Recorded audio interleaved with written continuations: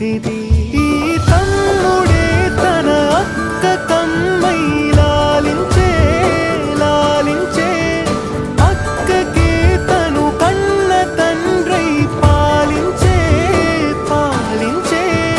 కాలమాగి చూసిన అనుబంధమే ఇదిలే, వయసు మీరిన పాసమే ఒక కావ్యమై